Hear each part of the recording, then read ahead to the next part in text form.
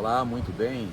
Seja muito bem-vindo. Estamos aqui com o nosso querido amigo Augusto, um professor de História, onde sempre temos grandes conversas a respeito de acontecimentos tanto históricos como atuais que influenciam a nossa vida. Esperamos que você tire proveito dessa nossa conversa hoje. Hoje o nosso tema está relacionado com a transição energética e essa crise climática, Augusto. Inclusive a gente vai falar também sobre os efeitos que essa COP30, né? Tanto as outras COPs anteriores, o legado, né? Como aqui foi realizada esse ano no Brasil, aqui no estado do Pará, né? E eu gostaria de começar lhe perguntando, Augusto, que você pudesse explicar para a gente, né? Como você acha que chegamos nesse ponto de vermos tanto caos climático, inclusive aqui no Brasil, onde a gente não costumava ver tanta alteração climática, né? E a gente tem percebido cada vez mais uma mudança acentuada de verões mais severos, invernos mais severos e às vezes até bagunça no clima. Eu queria que você discorresse para a gente sobre como foi que isso começou e que você pudesse explicar o trajeto que justifica ou explica como foi que a gente chegou onde a gente está nesse momento. Bom, Romilson, é um prazer estar com você aqui. Eu digo que a crise climática, ela não começou agora. Começou lá na Revolução Industrial, na emergência do capitalismo, com a queima de carvão mineral. Nós sabemos que a primeira indústria foi a indústria da maquinaria a vapor, né? Temos, quem não lembra, o Titanic, que era movido no filme ali a carvão, a lenha mesmo, o carvão mineral, o carvão vegetal. Portanto, essa crise, ela não pipocou agora, ela tem uma cronologia histórica de quase 200 anos de capitalismo, desde quando as chaminés da fábrica começaram a emitir o CO2. As ferrovias, as ferrovias, dióxido de carbono jogado na atmosfera, porque a queima de carvão é poluente, né? Sem falar a extração desse carvão, que é o impacto e o uso dele, é um combustível fóssil. Então, a crise climática ela teve uma trajetória histórica. Ela não estourou hoje, ela não surgiu do nada. Mas ao mesmo tempo a gente consegue dizer que é algo recente, de 150 anos para cá, né? Olhando do ponto de vista da humanidade, história da humanidade. A história do capitalismo, do ponto de vista do capitalismo, começa na Inglaterra no século XVIII e XIX. Então estamos 200 anos, cento e tantos anos, 200 anos de exploração dos recursos naturais, certo? E essa exploração, ela não se deu para uma economia doméstica, é cada vez mais uma economia ampliada. Você tinha na Inglaterra a manufatura que precisava de energia fóssil, né? Você tinha a siderurgia também para construir máquinas, estradas, máquina a vapor e por aí. Então é evidente que é um somatório que a gente está vivendo hoje, é o ápice desse processo de acumulação desenfreada do capitalismo, da acumulação para o mercado. O capitalismo não produz para uma família nem para duas, ele produz para o mercado global hoje. E sempre foi assim, desde as grandes navegações marítimas, é um processo de acumulação primitiva até a Revolução Industrial. A segunda revolução, sim, a emergência do capitalismo na Inglaterra fez com que a sociedade a economia precisasse de energia fóssil. E aí você tem o início de tudo isso, dessa trajetória climática que nós estamos vendo e assistindo aí. O ponto de referência, o ponto de início foi o carvão mineral na antiga Inglaterra. Então você define como ponto de origem a extração do carvão mineral, desmatamento, porque vem de árvores, né? Às vezes árvores centenárias. Carvão vegetal e mineral, né? E aí começa a discussão de reflorestamento, né? E de uso de carvão provindo de árvores de reflorestamento, né? Só que não é uma solução permanente. Logo após esse movimento de queima de carvão, que muitos países na Europa, China, Estados Unidos ainda utilizam do carvão mineral até hoje.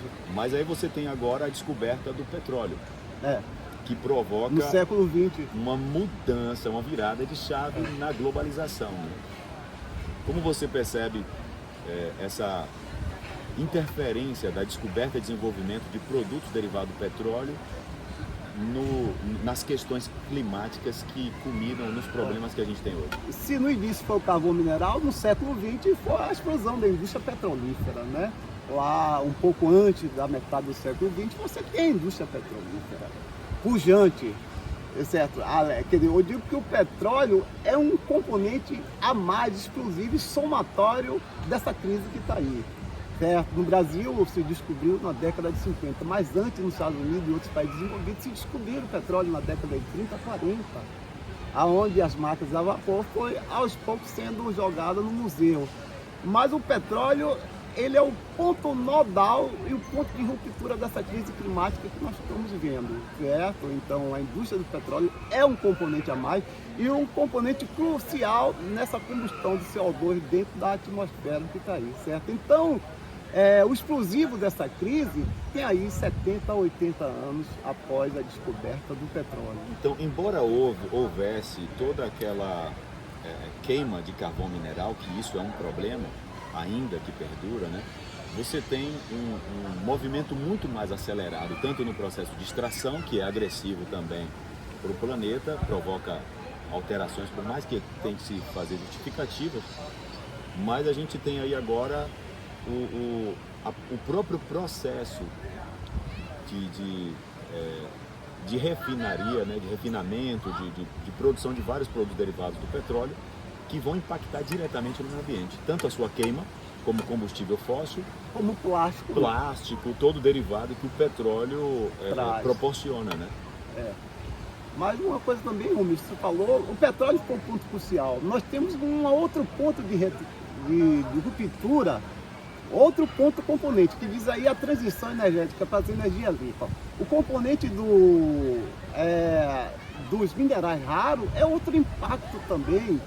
A bateria do carro não polui, mas o impacto é tirar o lítio, o nióbio, porque em grande escala os minerais raros, a terra dos minerais raros vai gerar desmatamento.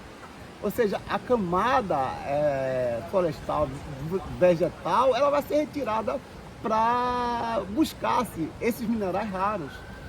O mineral raro, como nióbio e outros, são 17 ao total pela tabela periódica e que vai impactar diretamente no meio ambiente, porque são minerais raros, a quantidade menor e o volume de escavação, o volume de pilhagem, desmatamento vai ser muito maior, porque em escala você produz 2 toneladas de terra para compor 2, 3 quilos de minerais raros. Então isso, o processo predatório ainda é pior do que o petróleo. Você vai retirar a camada vegetal para poder, e além do mais, fazer reservas reserva desse material, né? O lítio, por exemplo. O lítio, o nióbio que o Brasil tem e outros, são 17 ao total para a indústria moderna, desde aviões como computadores. Que são explorações agressivas. Né? São explorações. Então, essa coisa da transição à energia limpa, isso é o bonde da história de uma outra história mentirosa, que é a transição, ela não vai ser uma transição para energia limpa. Pode ser que o carro não vá poluir, mas o sistema tem outros efeitos, os outros impactos é na origem da fonte dos minerais. Por exemplo, se você vai utilizar energia solar e vai fazer uma grande fazenda de painéis solares, você vai inutilizar grandes faixas de terra que poderiam estar sendo produtivas para poder agora só coletar essa luz minerais do sol, raros. né? Então, a energia eólica, ela também provoca grandes problemas ambientais, influenciando migrações de aves, o ruído. E o próprio componente da energia eólica vem dos minerais raros também, utiliza. Também para poder ser produzida toda aquele equipamento, turbinas, né? das turbinas. Então, a indústria eletroeletrônica, desde porta-aviões a painéis eletrônicos, ela vai ser a bola da vez, é a chamada quarta revolução, 4.0, a energia limpa. Não é. Essa revolução vai provocar um desmatamento muito grande em busca desses minerais raros, que não, se o nome é raro é porque não vai ser fácil achar. Então o que você está dizendo aí é que não existe uma solução fácil, né? Não existe uma solução fácil. a gente vem aí desde o problema da queima de combustível fóssil, como carvão e petróleo, para uma outra fase a queima de geração de energia mineral, né? Que também vai impactar na própria terra, no próprio evento climático, eventos climáticos. Mesmo porque a mineração ela é impactante, altamente impactante, no sentido que quando você processa esses minerais, sobe qualquer partícula de dióxido. Então, falando em miúdos, assim, sendo bem franco, não existe de verdade energia limpa. Não, porque... Nem o próprio urânio enriquecido, porque o urânio ele tem que ser extraído também na terra. Né? E é um componente altamente radioativo, né? Aí você instável, né? Aí também você tem, Wilson, é aquela questão, poluição no ar, nas águas do rio, onde vão se retirar esses minerais. E na Amazônia, por incrível que pareça, esses minerais estão em reservas indígenas. É a questão da COP, a contradição da COP, essa contradição.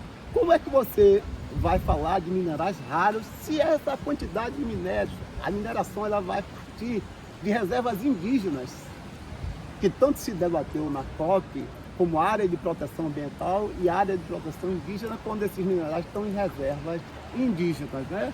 Do ponto de vista social, negativamente, porque está corrompendo comunidades. Toda uma estrutura cultural milenar, né? Destruída. Você vai poluir água, poluir e desmatamento também, né? Você vai ter um desmatamento. Então, essa tal da transição da energia limpa não existe, porque cada vez mais a indústria software vai consumir os minerais raros. Então, Augusto, essa observação que você fala aí sobre a COP30 é algo muito interessante. Né? Falamos não só da COP30, que foi aqui agora no estado do Pará, né, no Brasil, ali em Belém, na beira da Amazônia, por assim dizer, né? Ou dentro da própria Amazônia.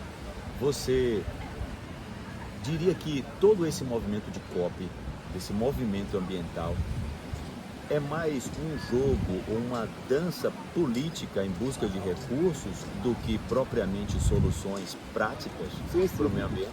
É a busca de recursos, porque só em um dia houve o Fundo das Nações, os países emergentes, 5 bilhões. Os países ricos, para tirar a sua culpa, a sua consciência, estão financiando esse fundo. Mas nós sabemos que o fundo não vai valer de nada enquanto houver a ganância extrativista por acumulação predatória.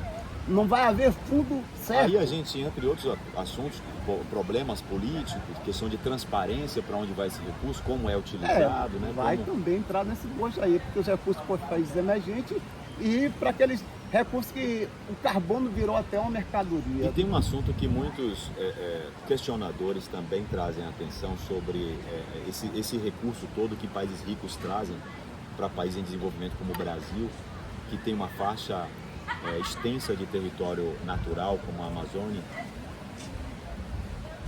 Esses recursos que esses países dão, eles não têm também uma contrapartida? Porque assim, se eu sou de um país rico como a Noruega e que tem pouco recurso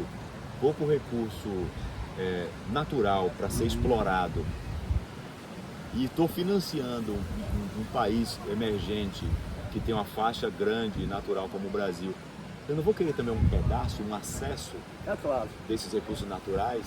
Tem negócio. Os minerais raros é um deles, né? Os países ricos como os Estados Unidos, acho que não vai precisar muito de minerais raros. Esses países que estão bancando esse fundo tem que ter uma contrapartida dos recursos naturais, que eles... Olha a contradição, recursos de fundo para preservar a natureza, mas a contrapartida vai ser exploração econômica também, né?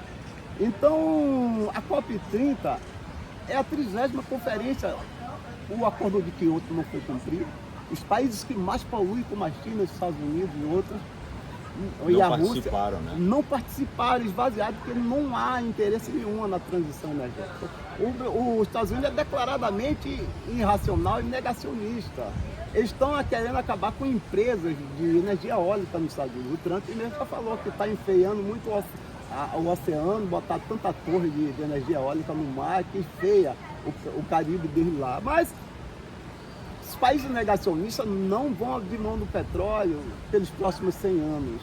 E os extremos climáticos já chegaram, estamos no ponto de ruptura, aquilo que cientistas chamam de ponto de não retorno, nós só estamos próximos do ponto de não retorno do controle desses desastres de extremos climáticos. Quando chegar a essa situação de 1,5 a 2 pontos, chega a um limite que não há retorno. É um processo longo a transição e não é.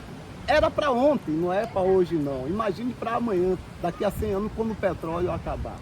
Esse aspecto que você fala sobre o ponto de retorno, né, como se a gente já tivesse passado, isso é algo que muitos cientistas têm batido nessa tecla, inclusive sobre o derretimento de calotas polares. Sim, é outro impacto. Que afeta diretamente o ecossistema a biodiversidade marinha, né? Global. Talvez isso justifique por que no Brasil a gente tem tido tanta oscilação climática, né?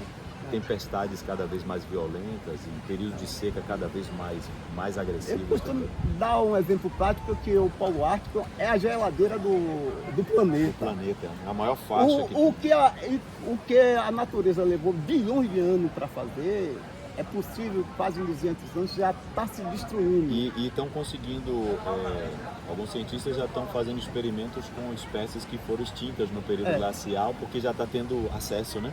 E vai ser mais, muitas espécies oceânicas vão ser extintas. Por exemplo, o derretimento das calotas polares tem um ingrediente do ponto de salinidade, a quebra de salinidade, porque são blocos de gelo do tamanho da cidade de São Paulo, como outro dia, tinha um bloco a derreter. Imagine vocês, São Paulo, uma cidade enorme no estado, esse gelo derretendo vai ter a diminuição de salinidade, vai afetar os corais também.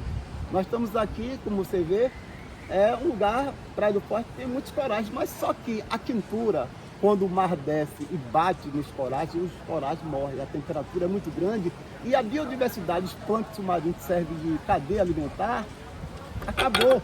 E aí, os cardumes, eles vão lá para as profundezas onde acha oxigênio em quantidade e onde haja plâncton e alimentos para alimentar essa cadeia marinha, certo? Então o derretimento é outro problema, é irrecuperável, o que o planeta fez bilhões de anos não vai se recuperar, a geladeira do planeta ela vai embora nesse processo de aquecimento global que está aí, né?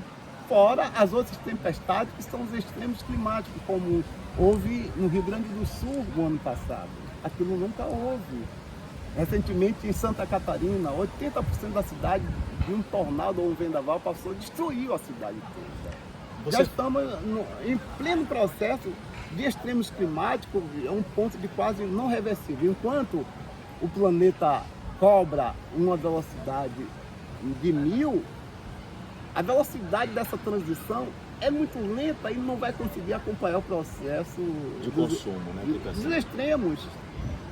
Né? Nos extremos climáticos, a sociedade capitalista que preza pelo lucro e a acumulação. Você tem um processo produtivo além do consumo de bens supérfluos. E uma extração muito mais rápida do que o prazo de reposição natural, né? Uma extração de recursos naturais muito mais violenta. Então, estamos na terceira fase daquilo que ele dizia que era a energia limpa, que é as energias da bateria do carro, mas a bateria do carro precisa extrair mineral raro lá. Os componentes eletrônicos das espaçonaves, dos carros elétricos, o nióbio e outros, são 17.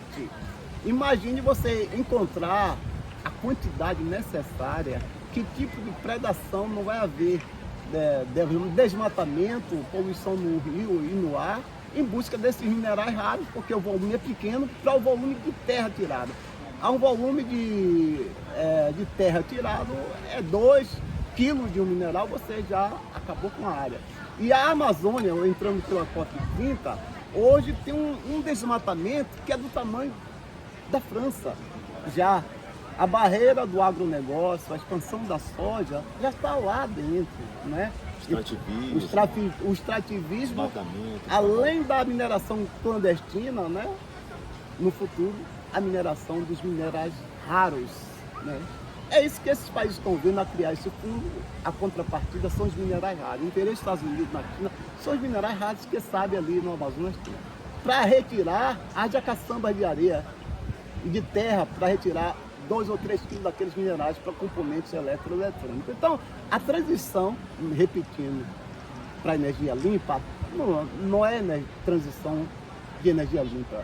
É uma transição predatória, qual foi o petróleo no passado. É uma mudança de exploração de recursos. De recursos. Quer dizer, é uma alternativa ao petróleo. Não é? Então, e o petróleo... a narrativa transição energética não passa de narrativa, né? Porque ela só é uma alternativa ao recurso do carvão e do petróleo, E do petróleo nem tão cedo. Enquanto houver petróleo, vai haver exploração. Vai haver exploração. As grandes empresas minerais, como você falou, os Estados Unidos, a China e outros países russos, não vai abandonar o petróleo. Países dos Emirados Árabes, jamais que a riqueza daquele continente foi feita toda em cima do petróleo. Dubai, por exemplo, vai abandonar o petróleo. Se abandonar, então não tem recursos econômicos. Volta ao período das cavernas, o período da... Dubai sem petróleo não é Dubai. A riqueza do Dubai já foi em cima do petróleo e jamais vão abandonar. Essa coisa do mapa do caminho, que é a COP30, é mais uma derrota. Porque o capitalismo nasceu com a ânsia predatória de acumulação cada vez mais. Você transforma, a tecnologia ela avança com rapidez muito maior desse sistema predatório, que foi lá atrás, né? A acumulação predatória, simplesmente isso. Muito bem, Augusto. Para finalizar, eu queria que você desse a sua perspectiva, né? O que você consegue visualizar daqui para frente sobre esse movimento climático, né? Porque a gente precisa, é um assunto sobre o qual a gente não pode fugir. A gente não pode achar que não está acontecendo, porque é algo real. Já está acontecendo. E que afeta a gente diretamente, né? Toda a humanidade, independente do lugar onde vive. Uns mais rápido do que outro percebem esses efeitos, né? Então, na sua perspectiva, qual é o caminho que a gente está indo e o que poderia ser feito para talvez minimizar ou até modificar de maneira benéfica o rumo que a gente, como ser humano, tem tomado diante dessas mudanças climáticas, né? Na sua perspectiva, o que é que você consegue dizer assim sobre para onde é que está indo e o que pode ser feito? Eu costumo dizer a você, no capitalismo não há almoço grátis. Em nenhum lugar do mundo tem almoço grátis. No capitalismo, o que importa é o processo de acumulação industrial, acumulação financeira, agora em bolha, né?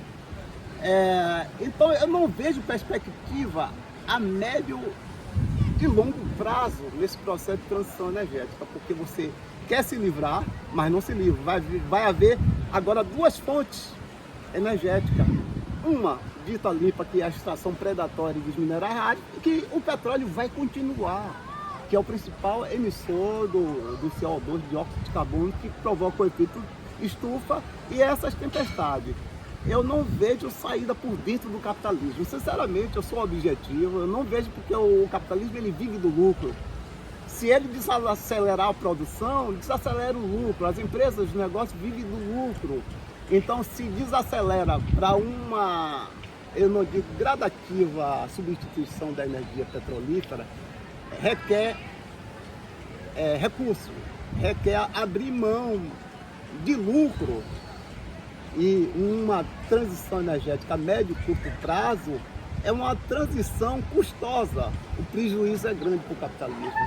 Esse é um assunto que a gente pode marcar uma outra ocasião para a gente poder explorar, porque dizem, né, a referência de Churchill, dizendo que o capitalismo é o pior modelo, né, econômico, mas não existe outro melhor do que esse, por enquanto, né? Então, por enquanto, né?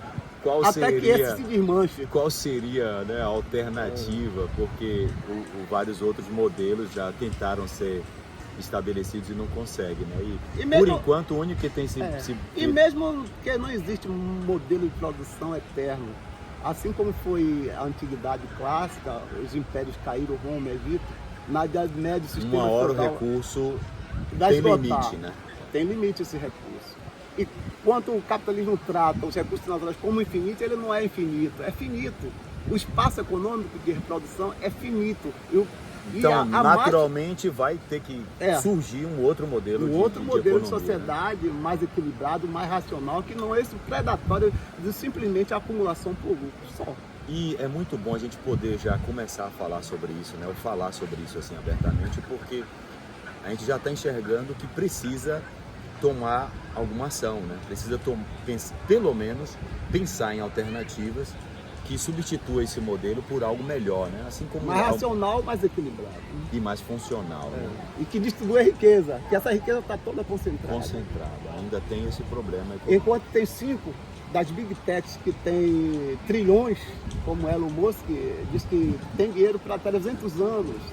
As gerações dele... Mas tem recurso para esse tempo todo, né? Eu acho para a quantidade de população? Porque não adianta você ter o dinheiro e não ter onde comprar, né? Não ter onde comprar, porque os mercados somem.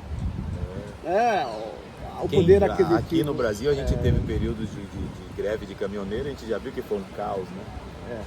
Tem regiões no Brasil em que não chega ainda suprimento suficiente, né? É tudo muito complicado. E mesmo porque, voltando lá ao velho Marx, a chamada crise de excedente capital está aí. Você produz para o mercado inexistente, global. Quem produz sapato não produz sozinho. N fábricas de sapato no mundo. Quem produz automóvel não produz sozinho.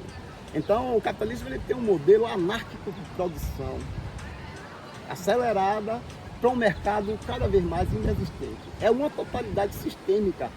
As policrises são econômica, bélica, a crise ambiental, que é o processo de esgotamento mesmo, que essa é a pior de todas, que além de causar prejuízo às comunidades ribeirinhas mais pobres, ela vai desabastecer as coisas de matéria-prima. Como vou suprir matéria-prima sem recursos naturais? Vai chegar ao ponto que esse processo de esgotamento pelos recursos naturais. Como vou ter produção de matéria-prima suficiente para produzir em escala? Professor Augusto, muito obrigado, muito grato por esse momento tão agradável aqui, a gente poder conversar sobre isso, rico, muito produtivo.